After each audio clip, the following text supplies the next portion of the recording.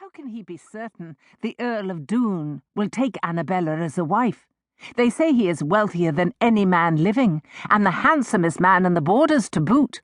Our eldest daughter is as plain as mud. Would not Myrna or Sorcha be a better choice? Myrna, Sorcha, and wee Agnes will have no difficulties finding husbands, for they are as beautiful as you are, my dear, her husband said candidly. 'Tis our Annabella who faces an eternal maidenhood. Bothwell himself will speak with Duin. He will not dissemble the facts, but be entirely truthful. He has told me that Angus Ferguson's heart is not engaged elsewhere, nor is there any impediment to a marriage between him and Annabella. If he wants these lands that I hold in the west, then he will acquiesce to Bothwell's proposal. I am told Angus Ferguson is in his middle 30s, and like any man with title and property will want an heir or two. At 20, our daughter is almost past her prime, but still young enough to give her husband bairns. The possibility of her eldest daughter bearing a title, mothering a future Earl of Duin, was beginning to seep into the Lady Anne's consciousness, along with the advantages such a marriage for Annabella would bring for her family. If this comes to pass, the Melvilles will no longer be able to look slantwise at Myrna, for her connections will more than make up for her lack of a large dower portion, Rob. She will have Ian Melville and no other, she vows. She is more than ready for marriage, and should wed as soon as possible after Annabella. I don't like Ian Melville, the Laird of Raff said. But if she wants him, I cannot deny her. The Melvilles are a good family and stand high in Her Majesty's favour. How soon will we know if the Earl of Duin will have Annabella? Within a few weeks, Robert Baird answered his wife. Bothwell has gone himself to suggest the match.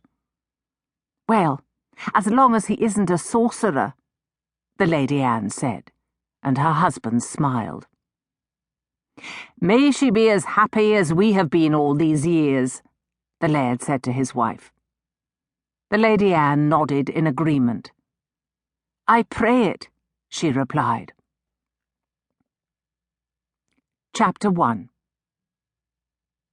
The Earl of Duin was the most powerful and the most feared man in the western Borders. His power stemmed from his vast and seemingly unending wealth. The fear was born of the belief that the Fergusons of Duin descended from a race of sorcerers. Angus Ferguson did little to dissuade that conviction. His family was barely known beyond the scope of their lands, which suited the Earl quite well. Great wealth had a tendency to attract envy, and envy invited trouble. At the age of 16, Angus Ferguson had inherited Duin from his father. His mother had died several years prior. He had 2 legitimate siblings, a brother James and a sister Mary. Both had sought lives in the church. James actually had a calling. Angus saw him frequently and was proud to see him slowly working his way up the ladder of the church hierarchy. Mary, however, had chosen to enter a cloistered convent. The dark reputation of their family weighed heavily upon her. They had never been able to convince her that the blood of their few ancestors known to have practiced magical arts was practically non-existent in their veins now.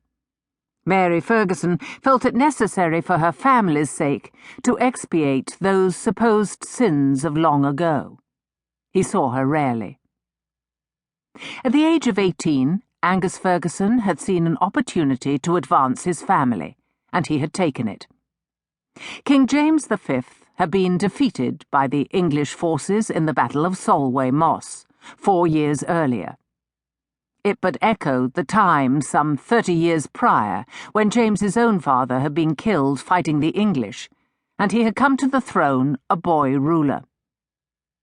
His 2 sons were now dead, and learning that his wife had delivered a daughter instead of the hoped-for male heir, James V fell into a deep depression, saying, "It came with a lass, and 'twill go with a lass."